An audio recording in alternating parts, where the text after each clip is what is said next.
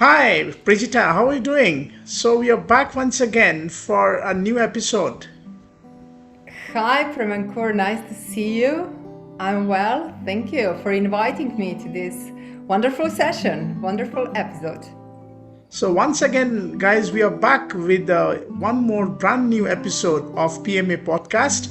And like every time, we want to show you something interesting, and I'm sure it would be a life changing experience for you to listen to this podcast. And as Positive Mental Attitude always believes in connecting the dots, some meaningful dots, which really can be a difference for our life, because we all want to do something good and live for a better purpose. And what could be a wonderful thought than delve into something which is related to mind game?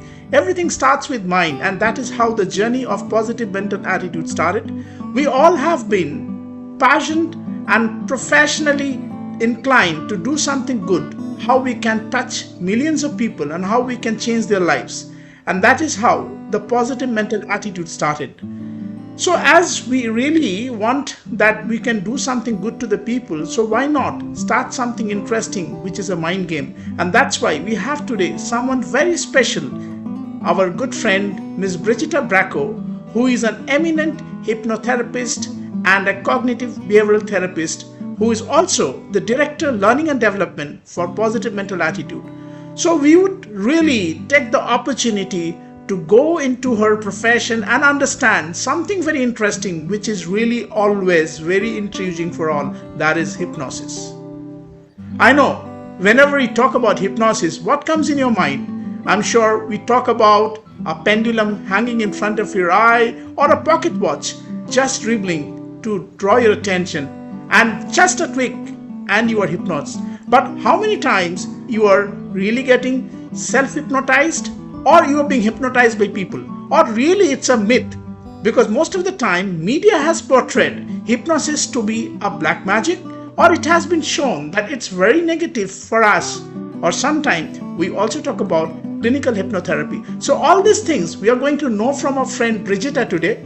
And without much ado, I will really welcome our guest today, Ms. Brigitta Bracco, to shed some light about hypnosis. But before that, we want to know a little bit about Ms. Brigitta.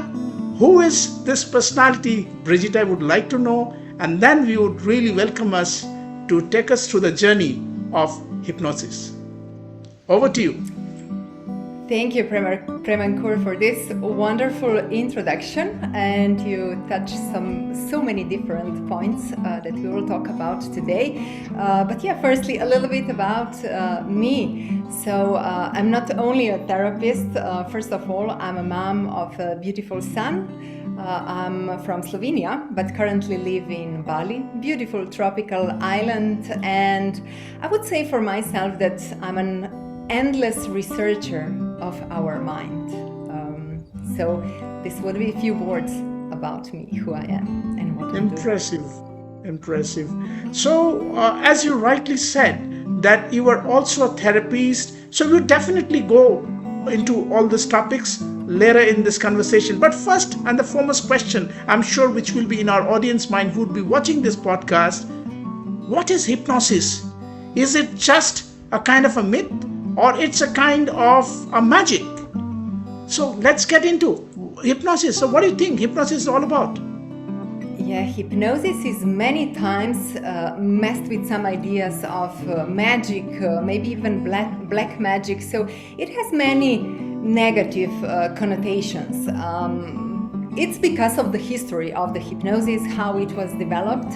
It's much connected with this, and a very important part why maybe hypnosis and hypnotism has a negative connotation is also a stage hypnosis, because people mostly know stage hypnosis, it's a show hypnosis from TV, or maybe some of them they experience some hypnotism in some kind of events.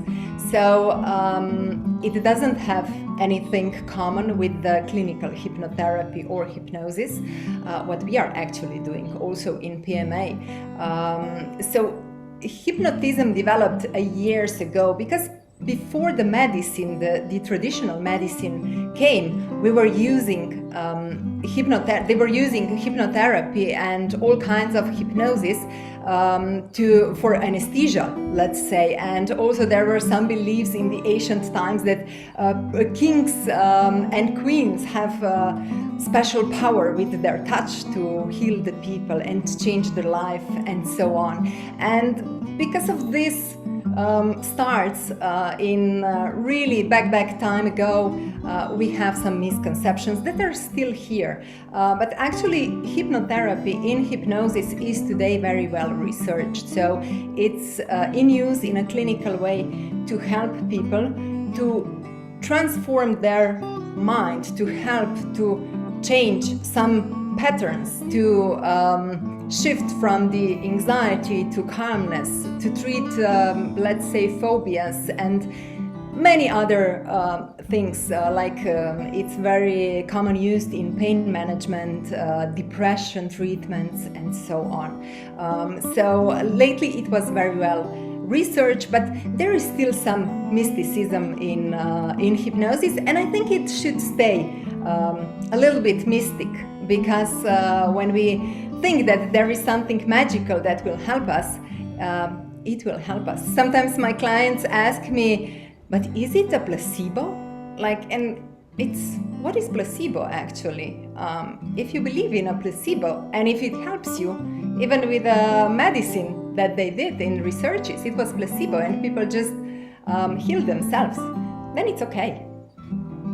So I have my question, which really, starts another conversation. As you rightly pointed out, that there is something called as clinical hypnotherapy, and there is something which is also mysticism, and which perhaps will always remain in people's mind. But most of the time, we are always feeling very insecure when we have to face ourselves to get hypnotized, because we always have somewhere the fear in our mind that if I get hypnotized, it may happen that I will no more be having control of my mind. And many times people think that we might reveal in our unconscious certain things which we should not tell people. So how exactly this thing can be seen in a very positive way? And as you rightly pointed out, that it can be used for pain management, or it can help people to overcome certain maybe limitations, which can be like building confidence or get free from certain stress. So how exactly it is, and as I would also request you to tell us that is it a kind of a relaxation or it's a therapy? Yeah.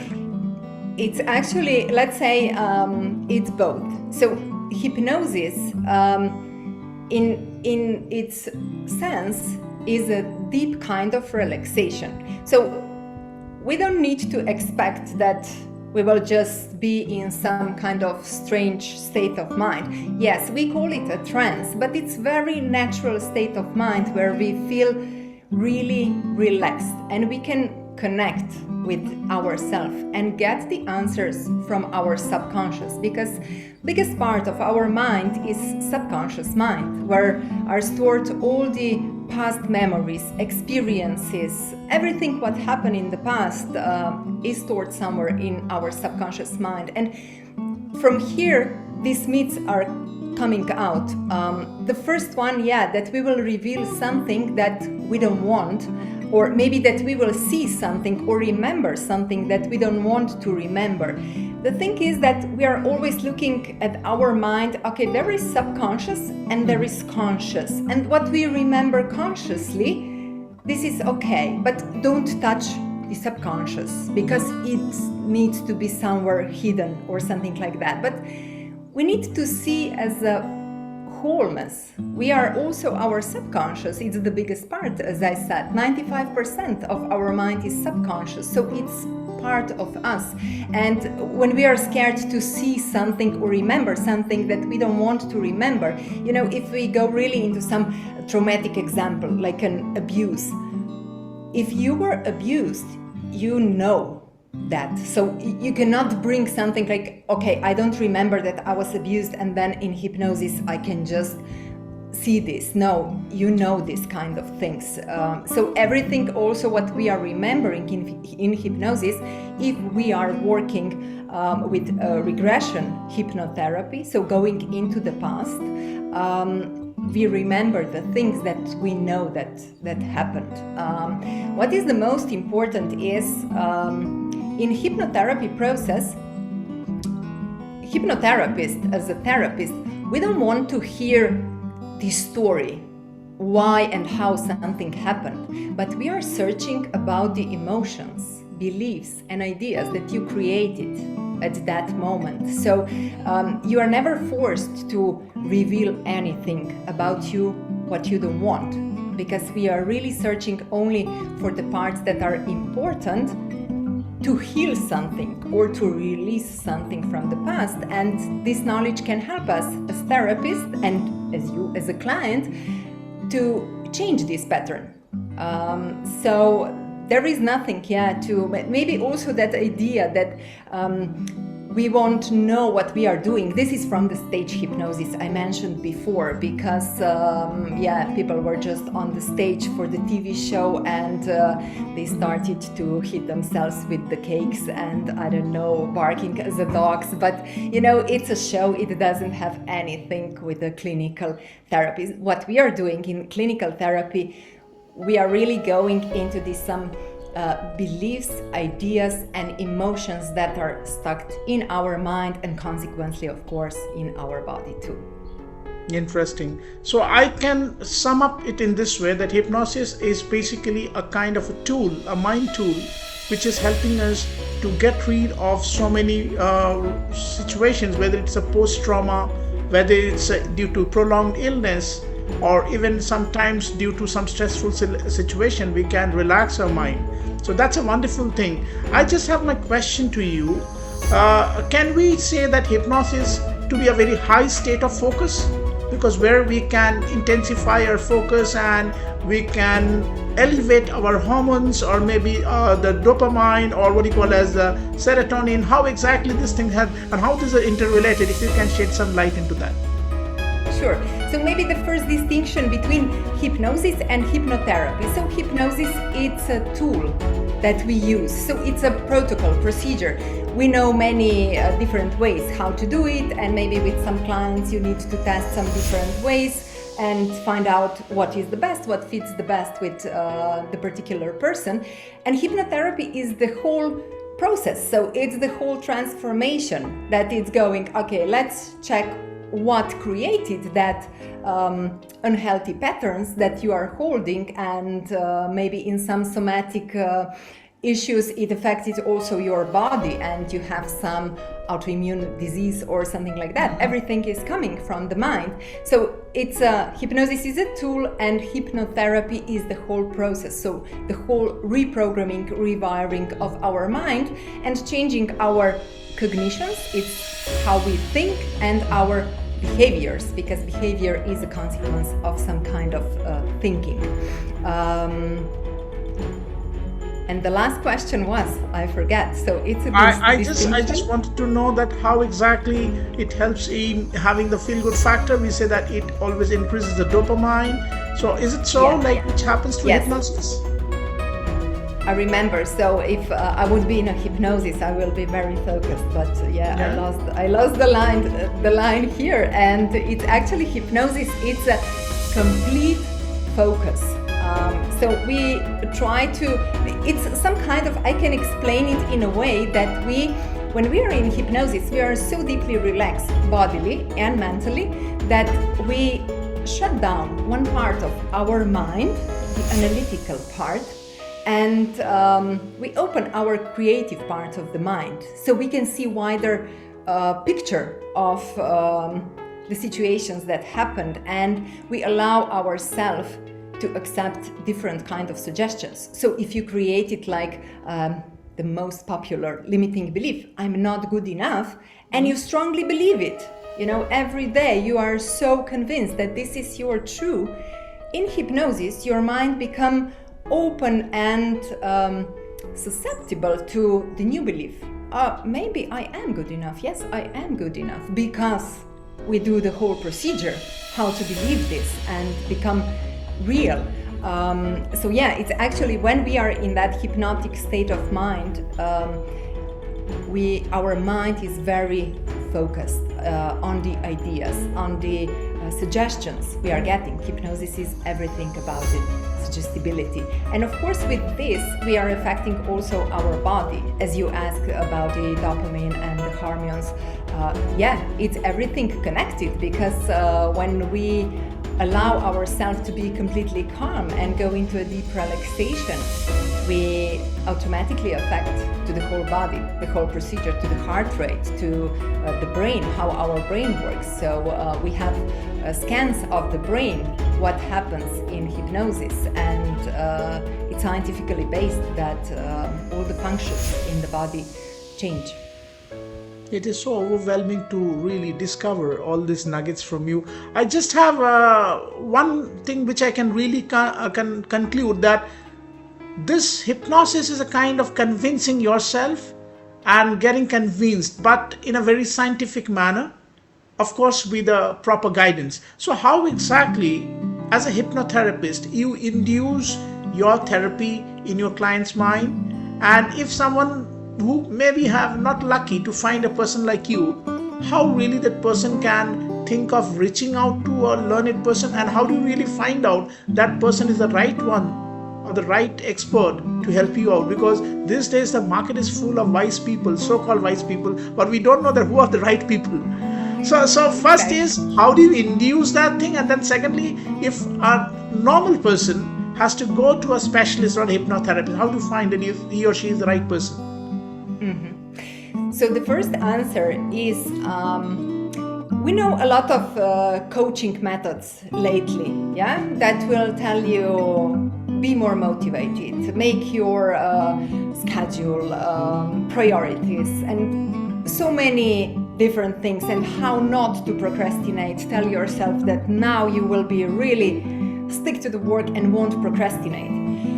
It will work probably, because it's some kind of motivation and it will work for a short term. But there is something behind why you are procrastinating. You know, there is something in your mind why you don't want to do the things. Like if you are a salesperson, you are procrastinating to call a new client, a new prospect, and you are making yourself busy somehow with many other things and want to make the presentation perfect before you reach that person.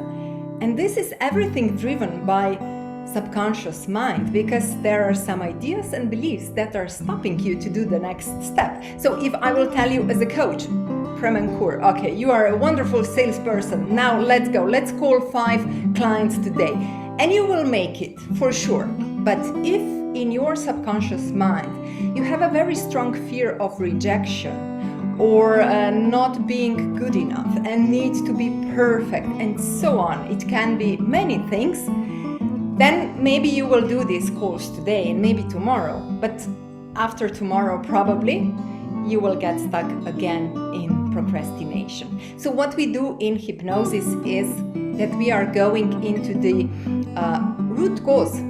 What is actually stopping you? Where is really the problem? It's usually not the laziness when we are procrastinating, because we are so busy all the time, but our mind wants protect us from being rejected, and we will find so many different things to do at that time that we won't have a time to call that person and to sell it, what is really our job. Interesting. So how exactly this entire therapy works? So as if I can ask you that, in positive mental attitude, since you are a director learning and development, how you're using this entire therapy for the wellness of the students or the career aspirants, because I have learned that you are also doing something for the mental wellness of the employees or the people who are into the professions. So how actually this hypnosis can transform or touch their lives? Maybe also my answer, to the previous question is how to find the right person, because it's very difficult market of everyone.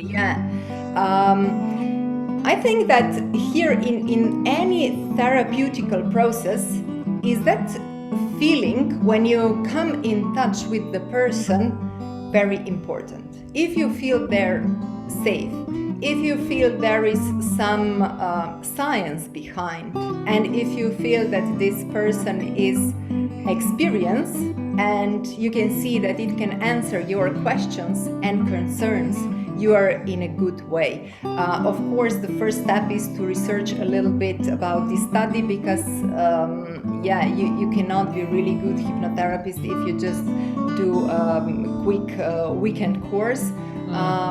So the first step is education, of course, experiences, and very important is that feeling if you can make really a good rapport with the therapist, because this is someone who you really trust and reveal most of your life that no one else knows about you, so to feel safe. And how we are using hypnosis, hypnotherapy protocols with the groups, not only with the individuals as we are doing through the PMA, also we are starting with the start, to educate people what actually is mindset, how we work, who we really are. So to give, the first step is to give the knowledge about how everything is connected. And then we go deeper, that everyone can, through our protocols, processes, tools, find out these limiting beliefs that are stopping them to actually answer themselves, firstly, what are their goals and what we are working on. And then we go gradually, step by step, through different protocols. And what is very important thing, I always want that everyone learn how to use self-hypnosis, because we are in hypnosis daily. As I said in the beginning, it's a natural state of mind. So we are affected every day from many negative thoughts, ideas, media, and so on. And it's some kind of hypnosis. And when we have the knowledge how to use our mind to do the self-hypnosis and to give ourselves the right directions, the right navigation and right suggestions, we will go into that direction. So all the trainings are specified by the needs of the clients. So when we are working with the students, we are preparing them. We had some wonderful sessions to prepare them for the first interviews. Public speaking is a big thing, and we are going, working gradually on their mindset. And first thing what we need to do is actually recognize these negative limiting patterns that everyone is holding in their mind, and then we can go through the tools, strategies further on to switch them, to change them into something healthy, positive, and learn how to use that self-hypnosis, visualization, and at the end it's also a manifestation, because this is how we create our new reality. So I really find excited to know about it. So how do you think that, as you rightly said, that sometimes you help people to manifest, at the same time it motivates. So if I really take it in this way, that knowing about yourself and finally knowing your superpowers are, that what you can do, perhaps which you have never realized, how actually do you think it can be always conditioned in the same way, or it is just like every time the person go low, the person has to come back to you for a therapy, or the person can do on his own? So how exactly this entire service is, or how actually it goes on? It's actually when we understand the process and we can recognize some patterns by ourselves, and we have the tools and strategies how to do it, we can do it by ourselves. We can also make the self-hypnosis recordings for ourselves on the particular thing that we have in our life and we want to achieve. But we need a lot of knowledge about this, and it's sometimes what is the biggest issue that is hard for the personal is that recognition what I really believe and what is really stopping me. So to find and declutter these negative patterns, it's hard, and it's very nice to have some support and therapists who can help you to find it out, because unfortunately most of the time we cannot hear ourselves what is in our mind, and we're not able to listen also our emotions and what we really think. But the main point of all the trainings I do with my clients is to teach them through the process how to deal with different kind of situation they will face in their life in the future, through the same protocol, because it is whatever we are dealing with, the same protocol. We need to find the negative patterns that are there. It's wonderful if we understand how we created them, or someone told us maybe about them from the past in childhood, like parents, or we got them from society. And when we are able to recognize them, we learn how to shift them and think differently.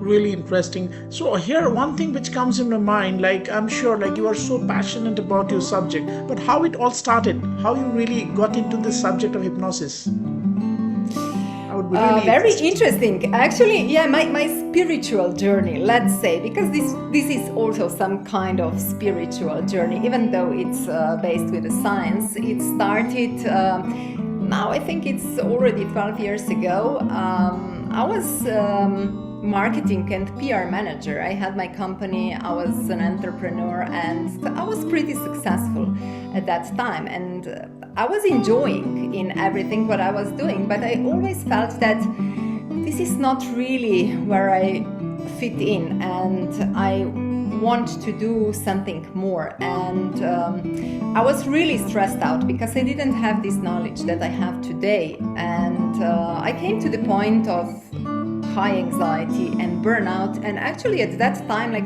12 years ago, no one really didn't know how to help me except with the medicine. Take a pill when you won't feel really in the best shape and you will be okay. And I said, no, this is not the solution for me. I'm young. I was at that time like 25. And then I started with yoga. I did a yoga teacher training. And I said, okay, I'm done with this marketing and PR. I will go and teach yoga. And I did, but I was still in that marketing part because I started somehow enjoy it again, probably because I calmed my mind down and started to think differently. But all the time I knew that there is something more in life, how our brain works, and I was so into neuroplasticity and all this kind of stuff. So I discovered hypnotherapy, hypnosis, without do any session for myself.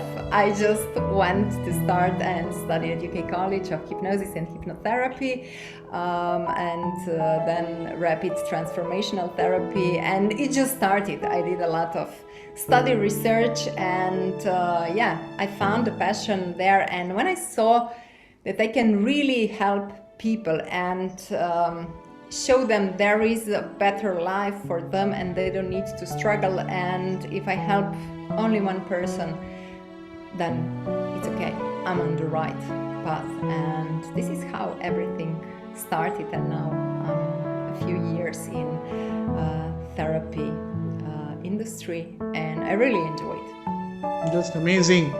I really get goosebumps when I listen to you, and I can see the journey happening just in front of I can visualize it so clear.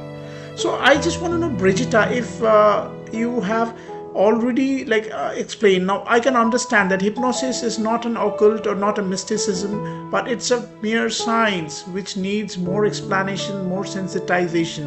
And with time, I'm sure positive mental attitude, and with your professional practice, you were doing so.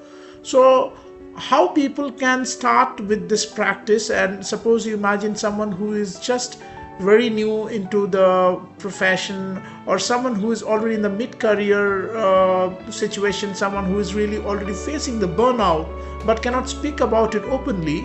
So how one can reach out to PMA and how you would really suggest to take up the program, and what kind of program do you recommend? It depends of the problem, of course, but I think that the first thing is when we realize that we cannot make the change by ourselves and we don't have enough knowledge, because we cannot have enough knowledge if we are in different industries. It's really important to find the right support. Is it a therapist? Is it a coaching? Whatever.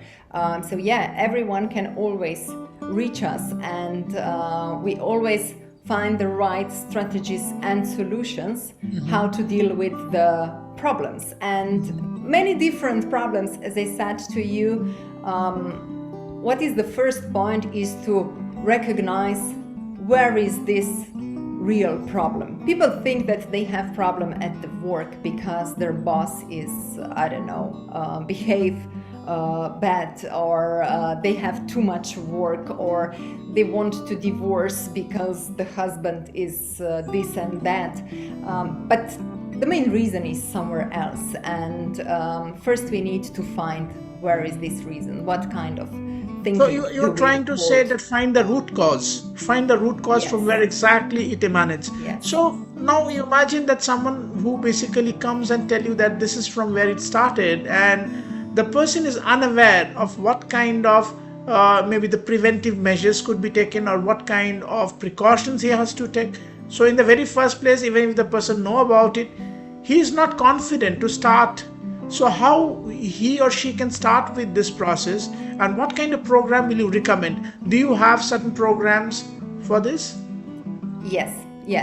It's actually what I'm doing one-to-one with the people. It's called program Mindset Rewiring. So it's a 6-week program where we go step by step through all the problems and all the shift of the mind. And through that process, I teach people very important tools that they can daily also use. So they are connected with the mindfulness, with the breathing, with the self-hypnosis.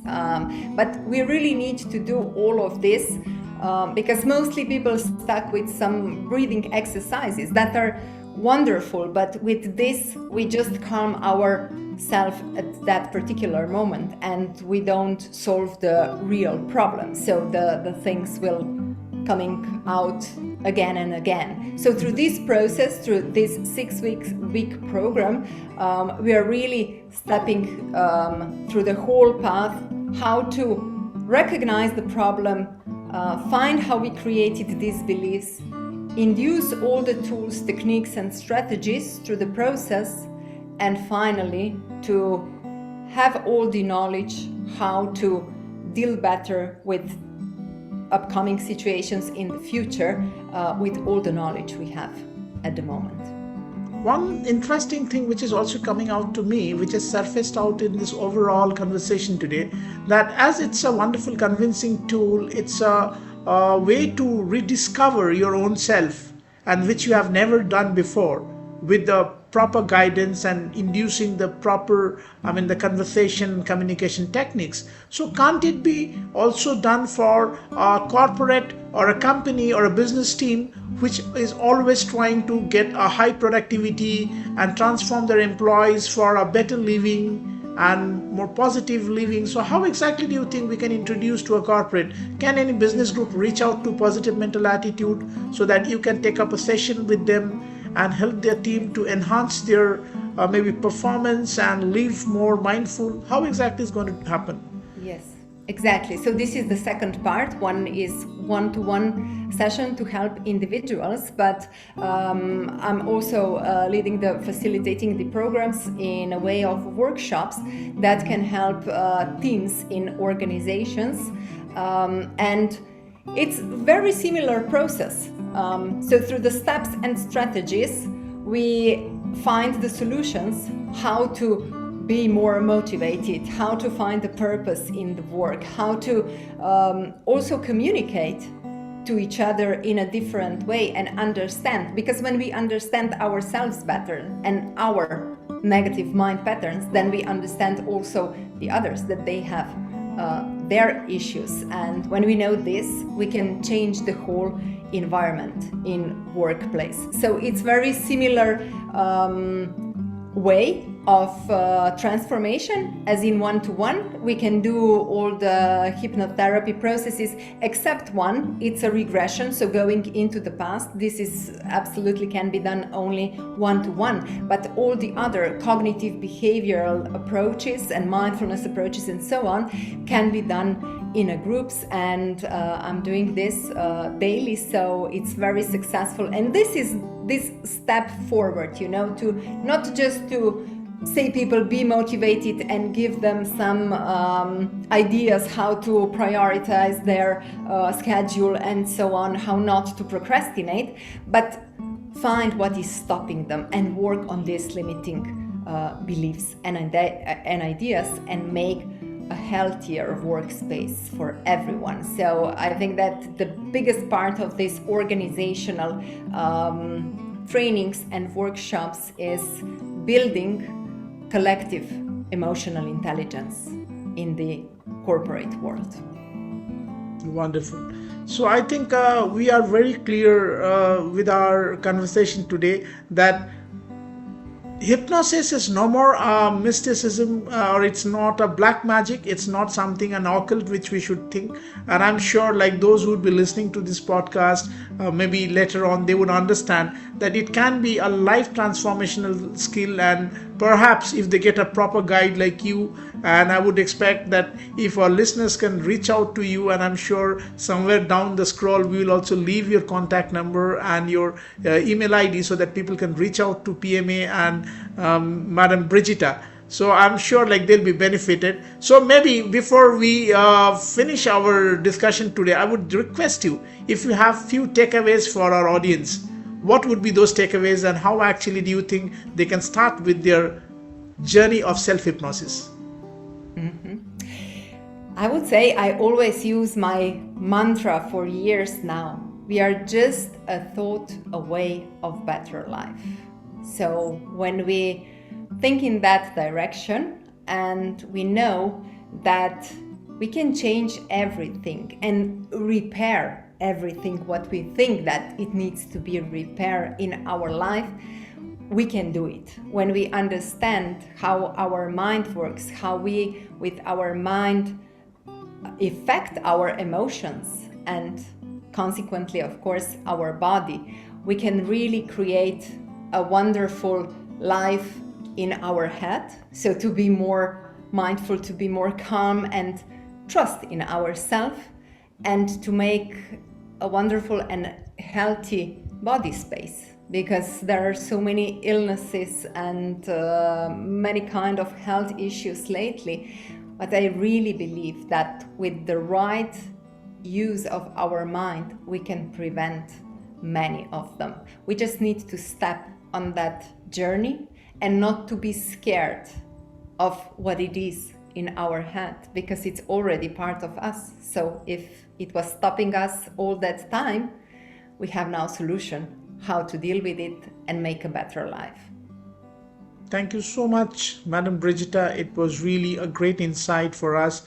And I'm sure I'm personally also excited, and I'm so much interested to know more about this self-hypnosis. And perhaps I would also believe that the people who would be listening would contact us very soon, and they would also rediscover their undiscovered part, which they have never revealed it yet, and they will really find a new transformation to their life. And we'll be back once again for some wonderful interaction with you in our next episodes. Thank you, Madam Brigitta. Have a wonderful time, and hope you keep healing people in the way you are, and be as beautiful and positive as you are, and keep on shining with positive mental attitude. Thank you so much. Thank you. Thank you, Mr. Premankur. It was really a big pleasure to talk with you. Thank you. Take care. Bye-bye.